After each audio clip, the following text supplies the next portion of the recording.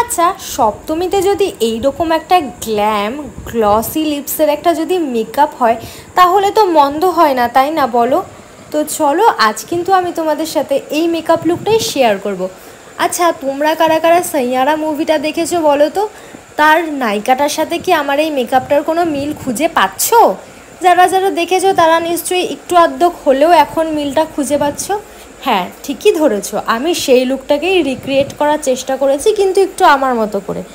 আচ্ছা, যারা ওই সিনেমার অ্যাক্ট্রেসকে দেখেছো তারা নিশ্চয়ই জানো তার স্কিনটা কত সুন্দর ফ্ললেস লাগছিলো, বেসটা কত হালকা লাগছিলো, আর চোখটা কিন্তু খুবই সফট ছিল।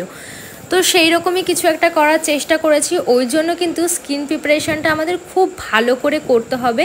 তো খুব ভালো করে আমি স্কিন প্রিপারেশানটা করে নেওয়ার পরে একটা গ্লোয়ের জন্য একটা ইলুমিনেটিং প্রাইমার ব্যবহার করেছি, ওইটা সুইস বিউটির। তারপর আমার কালার কারেকশানের দরকার ফেসে, তো আমি হালকা করে একটু কালার কারেক্ট করে নিয়েছি। তোমাদের যদি দরকার না থাকে তোমরা না করলেও চলবে। তারপর একটা ফুল কাভারেজ ফাউন্ডেশন নিয়ে আমি আঙুলের সাহায্যে যেসব জায়গাগুলোতে প্রথমে কালার কারেক্টার ইউজ করেছিলাম সেসব জায়গাগুলোতে ভালো করে আঙুলের সাহায্যে ব্লেন্ড করে নিয়েছি। তারপর একটা কাবুকি ব্রাশের সাহায্যে ওই ফাউন্ডেশনটুকুকেই আমি আমার ফুল ফেসে অ্যাপ্লাই করেছি। আজ আর কিন্তু কোনো কনসিলার ইউজ করিনি। আমি একটা নর্মাল হোয়াইট টোন পাউডার দিয়ে আমি আমার ফেসটাকে ভালো করে সেট করে নিয়েছি। আর তারপর আমি চলে এসেছি আমার আই মেকআপের দিকে।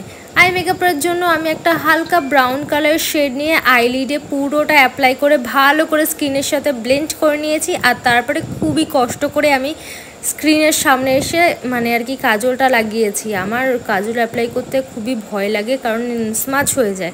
তারপর যাই হোক, আমি ওটা ভালো করে অ্যাপ্লাই করে নেওয়ার পরে একটা মার্সের ডাবল ট্রাবল মাস্কারা দিয়ে আমার আই মেকআপটাকে কমপ্লিট করেছি।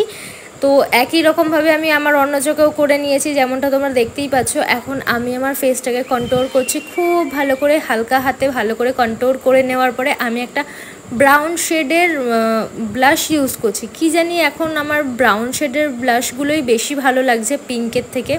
হয়তো আমার ফেসের সাথে এটা বেশি যাচ্ছে বলেই আমার এটা বেশি পছন্দ হচ্ছে। তো আমার ফেস মেকআপটা মোটামুটি কমপ্লিটের দিকেই চলে এসছে, তাই জন্য আমি এখন একটা হাইলাইটার ইউজ করছি। একটু তো গ্লো আনতে হবে না, দুর্গাপুজো বলে কথা। তো আমি একটু গ্লোয়ের জন্য হাইলাইটার ব্যবহার করছি। যেসব জায়গাগুলোতে আমি হাইলাইটার ব্যবহার করি তারপর আঙুল দিয়ে সেটাকে ভালো করে ব্লেন্ড করে নিয়েছি।